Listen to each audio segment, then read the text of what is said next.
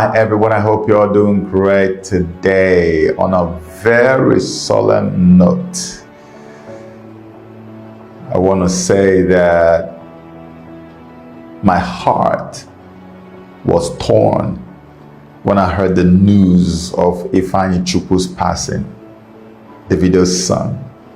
It was, I'm trying to be as honest and as real as I can be.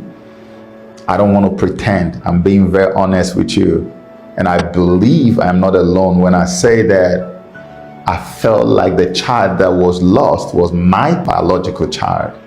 That boy was too precious. That boy was a star in the making, bigger star than his dad. And the devil came and took him.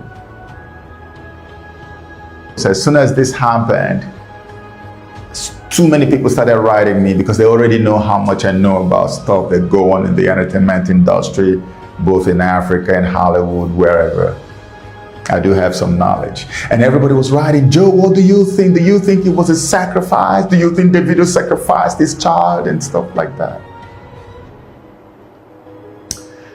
So I'm making this video not because I have done any proper research into this situation, because usually I will just take my time and research stuff and then I will speak with a tone of finality. But that's not the case here. But what I'm going to do is help you understand what I believe may have happened to Ifeanyi. And then I can compare it to the ones that has happened or that have happened to so many other stars in Hollywood and other places, and see whether they bear some semblance. If you ask me, Ifeanyi was a sacrifice. Pure sacrifice. Because if you look at the story surrounding the death of Ifeanyi, it bears all the hallmarks, it bears all the trappings of a typical ritual sacrifice situation. From everything I've researched in my life about ritual sacrifices for fame in Hollywood and in the entertainment industry. How can you have all those people in Davido's house and this my precious boy just snuck out, and none of them, not the nanny, not all the other people, caregivers and every other person in the house, nobody saw him in that big house, and he just took off and went straight to the pool? Nobody, no neighbor, no bystander, nobody around anywhere saw this boy. And the guy had already died underneath the water in the pool, and it took another 20 plus minutes to locate. Are you kidding me? What kind of story is this? This was a sacrifice. Personal opinion. They sacrificed him on the Halloween day.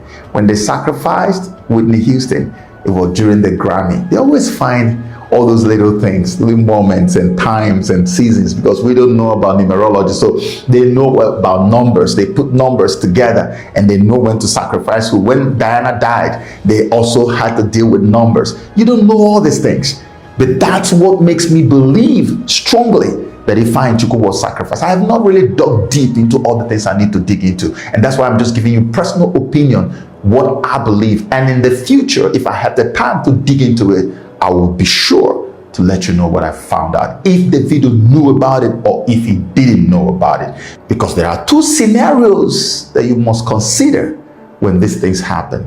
The first one is that the artist is aware it will happen, so they put up a show, prior to when the thing happens. And when it happens, of course, there's going to be reaction and all of that. Okay, they dramatize all kinds of stuff. That's the first scenario. The second scenario, as in the case of Kanye West, is you don't know it's coming. They don't prepare you to let you know that it's coming. For people who do not know, the devil literally sits atop the entertainment industry.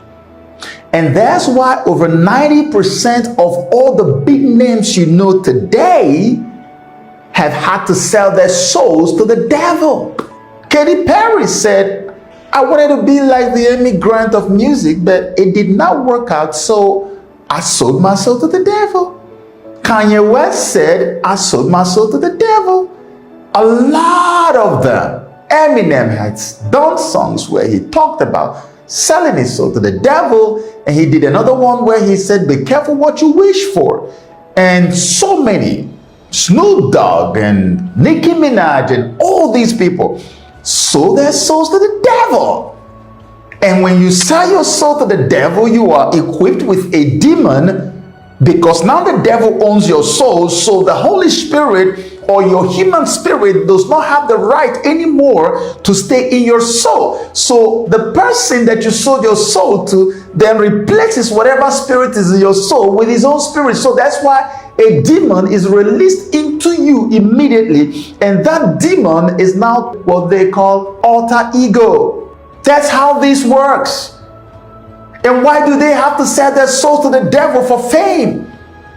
Because the devil believes that the kind of money and wealth that you are given and fame is not what you should be getting at the age you're getting it. There is something called time. There are people that their time says your billions come at the age of 40. There are people that their time says your billions will arrive at the age of 50, 45, 60. But you want it at the age of 19. You want it at the age of 20, 15, 16. You got to pay a huge price for that. So that's what happens with selling of souls to the devil.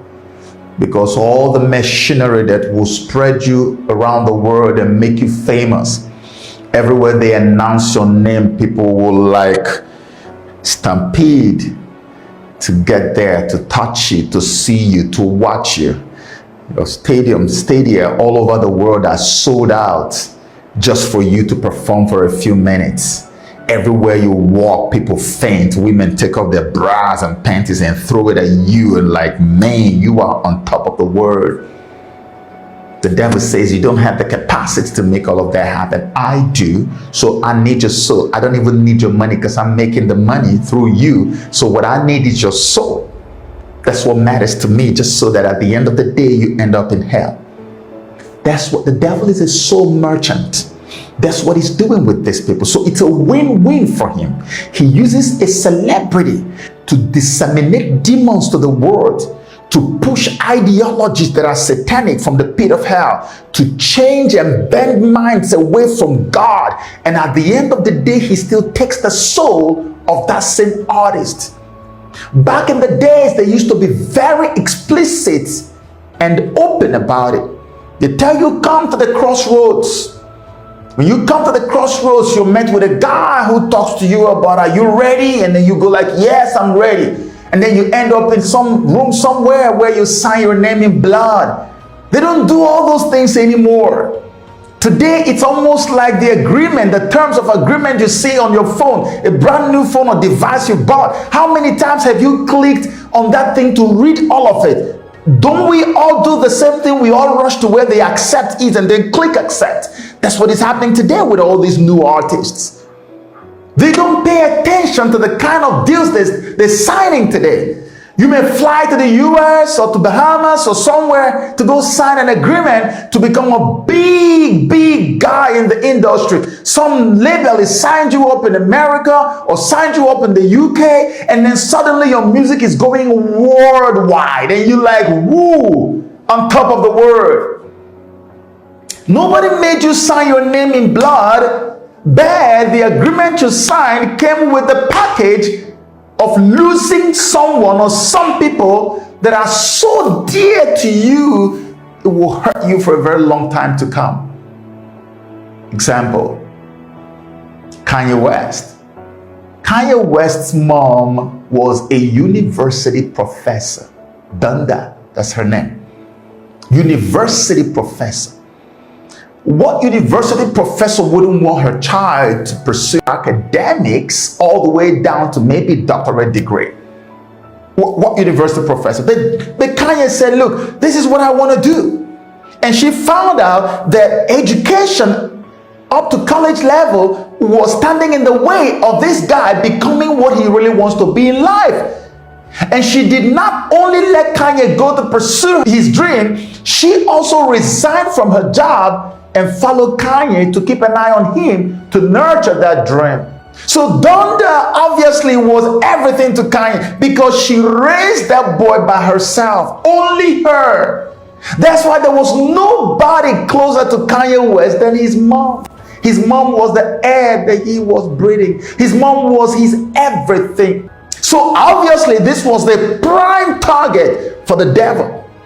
So when they took the mom from him, it was a pure ritual sacrifice for his fame. But you know what? You can't find those videos anywhere today. I remember very clearly how that when this happened, Kanye was seen in some videos where he was throwing tantrums, angry at his handlers and friends in the industry, senior colleagues, telling them, you guys didn't tell me this is how it's going to be. Nobody prepared me for this. You can't find those videos anymore. He knew that this was a sacrifice. And so he got so angry and decided he was going to spend the rest of his life exposing the Illuminati and their hands in the industry and all this selling of soul business. He even made a movie at a point to expose the demons that go into people and possess them when they actually sell their souls to the devil. And the industry wouldn't let him release the movie. Kanye was ready to fight them, but he can't. He's too small to fight the powers that be. And so his life just spiraled out of control. So this Kanye that you see today that breaks down once in a while and says stuff and does things, it all began from that moment. He wasn't always a very quiet guy, but he never was like this until the mother died. He just lost it. What about Eminem? How many of you have seen the music video Toy Soldiers? If you watch Toy Soldiers, you see Eminem's best friend in the world. Not even his wife or children could compare to Proof in his life. Proof was his blood, like everything to him. And if you watch Toy Soldiers, you'll find out that Proof was shot and killed in the music video of Toy Soldiers. The same manner he was shot and killed in that music video was the manner in which he was sacrificed in real life. Eminem has not been the same from that moment till today. Eminem started writing songs, started writing all kinds of stuff, exposing the whole deal with the devil in my dad. He began to fight just like Kanye. Unfortunately, you can only do so much. Jennifer Hudson lost family members, about 3 or 4, in one moment. It was her sacrifice and pay what she had to pay for her fame. The list is endless. I can show you celebrities who lost young children in their prime. I can show you celebrities whose children drowned in the pool. And many of them were not aware that this was going to happen. Some of them knew it was going to happen. Usually when these sacrifices are made, you are paying for the fame you already have, and you are also paying most of the time for the fame that will happen afterwards. So they explode in so much fame. But even after the explosion, most of them begin to spiral out of control. Psychological problems. They become very depressed. They are no longer themselves anymore. They are a shadow of themselves. So even though opportunities have now increased by virtue of their sacrifice, they can't tap into these opportunities because they have lost something too dear to them. They are also human beings. So that's why they would go for the best thing in your life. Makes sense why they had to take Ifeanyi away. So from everything I've seen, Ifeanyi was their sacrifice. And if David wasn't aware, you need to put him in prayers, because his life after this, doesn't matter how many more children they end up having, his life after this is not going to be very stable. If you follow every single thing that I have documented over the last 15 years on these kinds of situations, Burna Boy got to be careful, because you know he's another standout star that's gone global right now. All this fame,